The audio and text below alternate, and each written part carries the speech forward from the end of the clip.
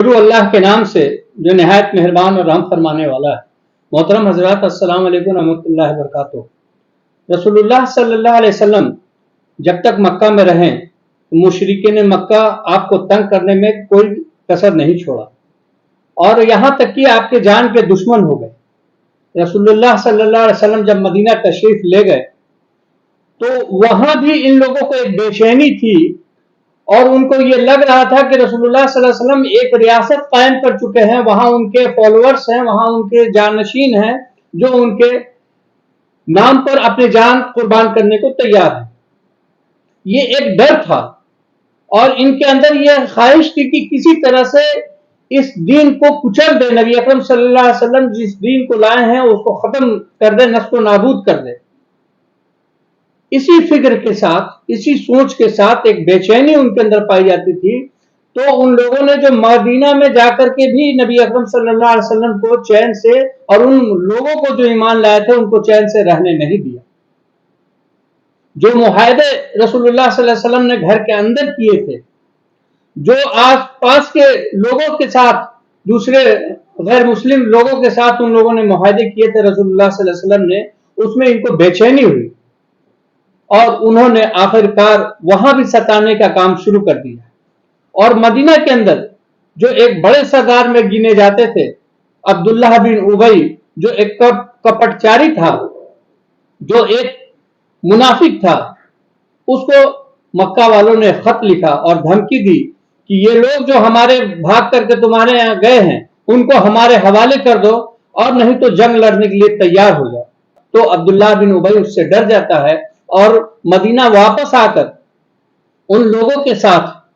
जो लोग ईमान नहीं लाए थे उनके साथ जाता है और मुसलमानों को घेर करके मारने की कोशिश करता है। तभी नबी अकरम सल्लल्लाहु अलैहि वसल्लम को ये बात मालूम हो जाती है और आप सल्लल्लाहु अलैहि वसल्लम जाते हैं और कहते हैं कि ये मक्का वाले तो उतना परेशान नहीं कर रहे हैं, उतना नुकसान तुम्हें नहीं पहुंचा सकते हैं जितना तुम खुद अपने आप को पहुंचाओगे। और क्या तुम इन लोगों से जंग करोगे जो तुम्हारे भाई हैं, जो तुम्हारे रिश्तेदार हैं, जो तुम्हारे अपने कबीले के हैं? ये कितना बड़ा नुकसान है।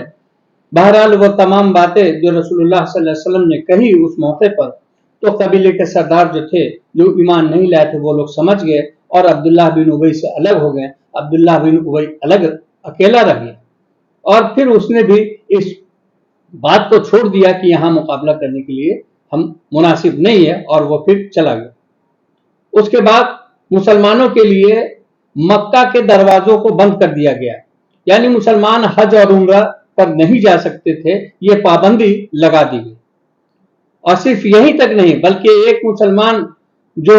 अंसार कबीले के थे वो जब जाते हैं उमैया की मेहमान नवाजी में और वहां खाने काबा में जब तवाफ कर रहे होते हैं तो अबू जहल कहता है कि अगर तुम उमैया की सरपरस्ती में ना होते तो तुम यहां से वापस न जा पाते। तो वो साहबी फरमाते हैं कि खुदा की कसम जिसके कब्जे में मेरी जान है, अगर हम लोगों को यहां से रोका तो हम लोग तुमको ऐसी जगह से रोक देंगे जहां से तुम्हारा गुजर मुश्किल हो जाएगा। तिजारती काफिला जो तुम्हारा जाता है वहां हम रोक लगा देंगे। ये मामला चल ही रहा था। कुरैश के एक बड़ा डेलीगेशन, एक बड़ा तिजारती दस्ता हजरत अबू सुफियान के साथ शाम के सफर पे था और सुफियान को यह डर हुआ कि कहीं ऐसा ना हो कि मुसलमान घात लगाकर बद्र के मैदान में बैठे हो और वह लोग हमारे माल को लूट ले। और उनके जो माल की तादाद थी वो 1000 ऊंटों पर लदा हुआ माल था, जो तकरीबन 262 केजी सोने के बराबर था। तो हजरत सुफियान ने अपने माल के हिफाजत के लिए मक्का एक आदमी को भेजा और कहा कि तुम जब मक्का जाना तो अपने ऊंट के कान को काट देना और अपने कपड़ों को आगे और पीछे से चाक कर देना। यह अरब का एक रिवाज था जिसमें एक बड़े खतरे की तरफ लोगों को जब जगह बताने की बात आती थी तो ये लोग ऐसा अमल करते थे। तो जितने लोग कान कटे ऊंट को देखते थे वो सब के सब एक जगह जमा हो जाते थे। तो उसने कहा कि अबू सुफियान ने खबर भिजवाया है कि तुम्हारे माल लूटने का डर है, अंदेशा है, इसलिए तुम लोग तैयार हो जाओ जंग के लिए। تو تمام مکہ والے قریش والے تیار ہوئے جنگ کے لیے. اتنی زبردست تیاری کی کہ جو نہیں جا سکتا تھا اس نے اپنے طرف سے آدمی بھیجا. جو لوگ نہیں جا رہے تھے ان کو یہ ترغیب دلائی جا رہی تھی کہ تم عورت ہو, تم چوڑیاں پہن لو. ان کے ضمیر پر, ان کے انترآتما کو للکارا جا رہا تھا کہ تم بھی اس جنگ میں چلو. وہ ایسے کر کے 1000 کی تعداد ان کی ہو گئی, جس میں جنگی سامان, تلواریں, گھوڑے, اونٹے اور اس طرح کی نہ جانے کتنی چیزیں تھیں جو وہ جنگ کے لیے جا رہے تھے. اسی بیچ ابو سفیان نے مدینہ کے راستہ کو, اس راستے کو چھوڑ دیا جہاں خدشہ لگ رہا تھا, جہاں ڈر تھا کہ ہم پر حملہ ہو سکتا تھا, اور صحرا کے کنارے سے وہ مکہ کے لیے نکل گئے. تیزی کے ساتھ وہ مکہ نکل گئے, اور مکہ کی فورس جو ہے, مکہ کے وہ لوگ آ کر کے مدینہ کے پر حملہ ور ہونے کے لیے تیار تھے. نبی اکرم صلی اللہ علیہ وسلم کو جب اس بات کی جانکاری ملی کہ مدینہ میں حملہ ہونے والا ہے, تو آپ صلی اللہ علیہ وسلم نے ایمان والوں کو, جو مسلمان ہوئے تھے, ان کے ساتھ ایک مشاورت کرنے کے لیے ایک بیٹھک بلائی اور ان سے مشورہ کیا. کہا کہ اللہ رب العزت کے لیے جنگ کے لیے کون لوگ تیار ہیں؟ تو مہاجرین مکہ نے کہا کہ اللہ کے رسول صلی اللہ علیہ وسلم ہم تیار ہیں. آپ صلی اللہ علیہ وسلم نے پھر بولا تو معاذ رضی اللہ عنہ جو انصار میں سے تھے, انہوں نے کہا کہ لگتا ہے اللہ کے رسول صلی اللہ علیہ وسلم آپ کا اشارہ ہم لوگوں کی طرف ہے, تو آپ پر ہم ایمان لائے ہیں, ہم نے آپ کو ساتھ عہد کیا ہے, ہم آپ کو اکیلا نہیں چھوڑ سکتے ہیں. ہم اس قوم میں نہیں ہیں جنہوں نے موسیٰ سے کہا کہ آپ اور آپ کا خدا لڑے, ہم تو نہیں اٹھنے والے ہیں. اے اللہ کے رسول صلی اللہ علیہ وسلم آپ حکم دیجئے, ہم آپ کے لیے اپنے جان کو نچھاور کر دیں گے. یہاں تک کہ آپ اگر ہمیں حکم دے کہ سمندر کے پاس جا کر کے کھڑے ہو جائیں گے اور کہیں کہ آپ اس میں چلیے, تو ہم اس میں چلنے کے لیے تیار ہیں. اللہ کے رسول صلی اللہ علیہ وسلم آپ جو فیصلہ لینا ہے لیجیے. رسول اللہ صلی اللہ علیہ وسلم کو یہ بات بہت پسند آئی, اور آپ صلی اللہ علیہ وسلم نے جنگ کی تیاری کا حکم جاری کر دیا. بدر کے میدان میں رسول اللہ صلی اللہ علیہ وسلم نے خیمہ لگایا, تو وہاں ایک صحابی آتے ہیں اور اللہ کے رسول صلی اللہ علیہ وسلم سے کہتے ہیں کہ اللہ کے رسول صلی اللہ علیہ وسلم, اگر یہ فیصلہ اللہ کا ہے کہ یہاں خیمہ لگایا جائے تو 1 انچ بھی اس زمین سے ہم لوگ نہیں ہٹیں گے, اور اگر یہ فیصلہ آپ کا ہے, ایک جنگی تدابیر ہے, تو اللہ کے رسول صلی اللہ علیہ وسلم یہاں پر مناسب نہیں ہے, بلکہ ہم لوگ وہاں قیام کریں گے جہاں مکہ کی آرمی کے پاس جو سب سے قریب کا کنواں ہوگا وہاں ہم پڑاؤ ڈالیں گے, اور تمام کنویں کو بند کر دیں گے, اور ہم اس کنویں سے کے بغل میں ایک حوض بنائیں گے جس سے ہم پانی اپنے پاس جمع کر لیں, تاکہ ہمارے پاس پانی کا اسٹاک رہے اور ان کے پاس پانی نہیں رہے, چونکہ کنواں سب بند ہو جائے گا. رسول اللہ صلی اللہ علیہ وسلم کو یہ تجویز اچھی لگی, اور نبی اکرم صلی اللہ علیہ وسلم 313 صحابی کے ساتھ اس جگہ سے کوچ کرتے ہیں, اور مشرکین مکہ کے پاس جو سب سے آخری کنواں رہتا ہے وہاں جا کر کے آپ پڑاؤ ڈالتے ہیں.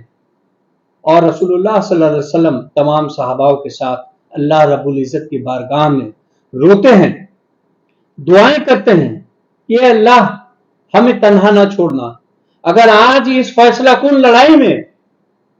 ہماری ہار ہو جاتی ہے تو اس زمین پر آپ کا نام لینے والا کوئی نہیں رہے گا. ایسی دعا کرتے ہیں کہ حضرت ابو بکر صدیق رضی اللہ عنہ پیچھے سے آ کر کے نبی اکرم صلی اللہ علیہ وسلم کو پکڑ لیتے ہیں اور کہتے ہیں کہ اے اللہ کے رسول صلی اللہ علیہ وسلم, اللہ رب العزت ضرور اپنے وعدے کو نبھائے گا, اپنے وعدے کے خلاف نہیں کرے گا, اس کی مدد آئے گی. اور اللہ رب العزت نے یہ خوشخبری سنائی کہ آپ کی مدد کی جائے گی ویسے فرشتوں سے جو اس سے پہلے زمین پر کبھی نہیں اتارے. اور نبی اکرم صلی اللہ علیہ وسلم نے یہ خوشخبری صحابہ اکرام کو سنائی, اور اس دن جب یہ خوشخبری آپ صلی اللہ علیہ وسلم نے سنائی اور جا کر کے ایک اسپاٹ کو دکھایا کہ یہاں پر فلاں سردار مارا جائے گا, یہاں پر فلاں آدمی مارا جائے گا, یہاں پر فلاں آدمی مارا جائے گا. اور جب رسول اللہ صلی اللہ علیہ وسلم جنگ ختم ہوئی تو دیکھا گیا تو ہر وہ آدمی جہاں پر نبی اکرم صلی اللہ علیہ وسلم نے بتایا تھا کہ اس کا قتل اس جگہ پر ہوگا, وہیں پر اس کی لاش پائی گئی. اور آپ صلی اللہ علیہ وسلم اس جنگ کے بعد یعنی وہ جنگ بدر کا جو فیصلہ کن لڑائی تھی، اس کے بعد آپ صلی اللہ علیہ وسلم واپس آتے ہیں اور مدینہ کے اندر یہ خوشگواری کا ماحول ہوتا ہے کہ اللہ رب العزت نے فتح نصیب کی، اور یہ مکہ والوں کے لیے، تمام عرب والوں کے لیے، تمام وہ قبائل جو اسلام کی دشمنی میں تھے، انہیں شدید تکلیف پہنچتی ہے، انہیں رنج ہوتا ہے، اور ان کے اندر ایک ہیبت طاری ہو جاتی ہے کہ اتنی کم تعداد میں بنا ہتھیار کے، بنا لاؤ لشکر کے، بنا جنگی سامان کے یہ جیت گئے۔ اور اس قوم سے جیت گئے جو ایک مضبوط قوم تھی، جو ایک مضبوط سینک کے ساتھ پہنچی ہوئی تھی، جنگجو قوم تھی۔ بدر کے واقعے سے ایک بات تو صاف سمجھ میں آتی ہے، جو ہمارے لیے بھی ہے، کہ اگر اللہ پر توکل کے ساتھ، اللہ پر اس بھروسے، اس یقین کے ساتھ اگر ہم کسی کام کو اللہ رب العزت کے خوشنودی کے لیے کرنے جائیں تو کامیابی و کامرانی، نصرت اللہ رب العزت ایمان والوں کے ساتھ رکھتا ہے۔ آپ ذرا غور کیجئے کہ اگر آپ نے اللہ رب العزت پر بھروسہ کیا تو اللہ رب العزت ایسا نہیں چھوڑے گا۔ اپنے اس بندے کو جو اللہ رب العزت کے لیے اپنی جان کو داؤں پر لگا رہا ہے، اپنی تمام چیزوں کو قربان کر رہا ہے اللہ رب العزت کے لیے، وہ یوں ہی ہم کو اکیلا اور تنہا نہیں چھوڑ سکتا ہے۔ اللہ کی نصرت، اللہ کی فتح آتی ہے، اور اللہ کی نصرت فتح ایمان والوں کے ساتھ ہی آتی ہے۔ اسی لیے اللہ رب العزت نے قرآن مقدس میں فرمایا کہ اگر تم سچے مومن ہو تو تم ہی غالب رہو گے۔ ضرورت ہے کہ ہم میں اس یقین کے ساتھ اللہ رب العزت کے حکموں پر چلیں، اللہ رب العزت کے خوشنودی کے لیے ہم کام کریں۔ وآخر دعوانا ان الحمدللہ رب العالمین۔